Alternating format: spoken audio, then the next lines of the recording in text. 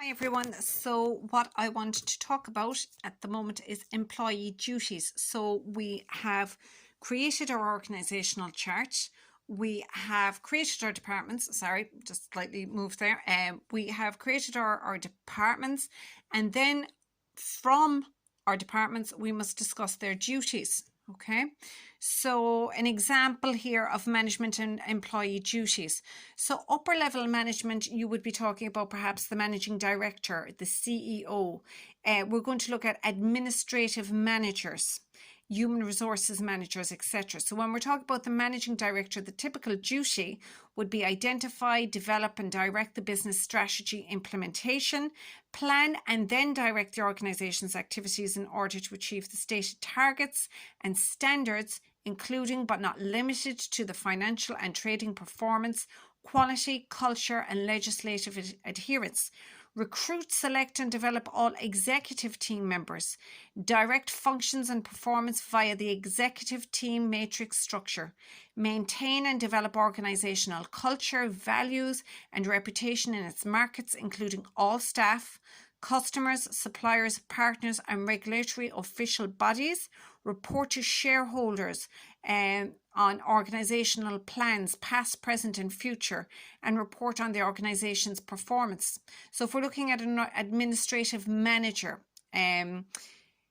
you can talk about the administrative manager that is involved in the administration department or the purchasing department or the finance department or the marketing department, any of those.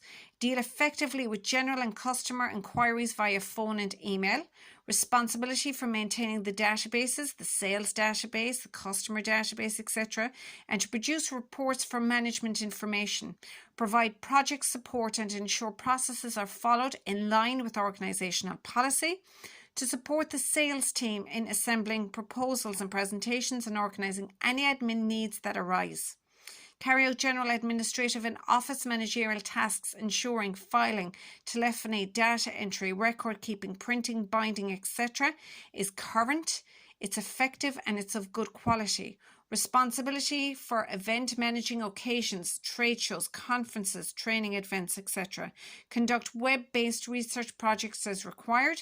Approve decisions, request expenditure and recommendations on behalf of senior people in their absence according to agreed guidelines and policies. So with the HR manager, plan, develop and implement the HR management strategy.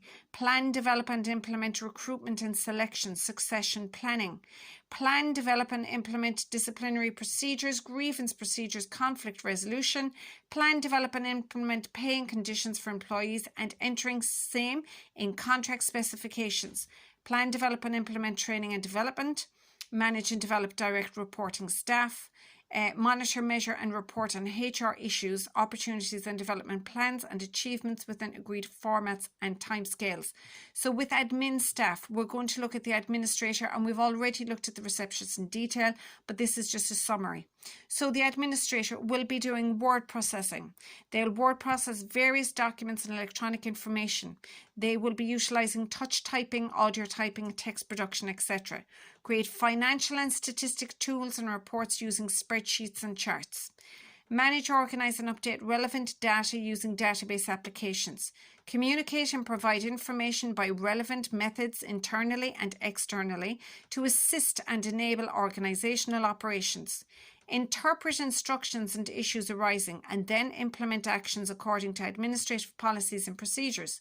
Arrange and participate in meetings, conferences and team activities. Adhere to procedures relating to the proper use and care of equipment and materials for which the role has responsibility.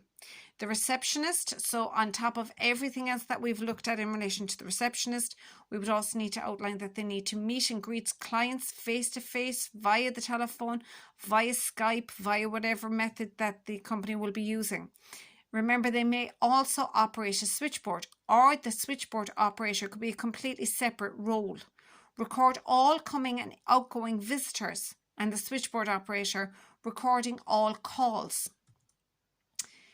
May give visitors name badge, door parcels depending on who the visitor is, their purpose for the visit, the level of authority that they should be given, and may take messages from callers and pass on to their colleagues or leave voicemails, etc.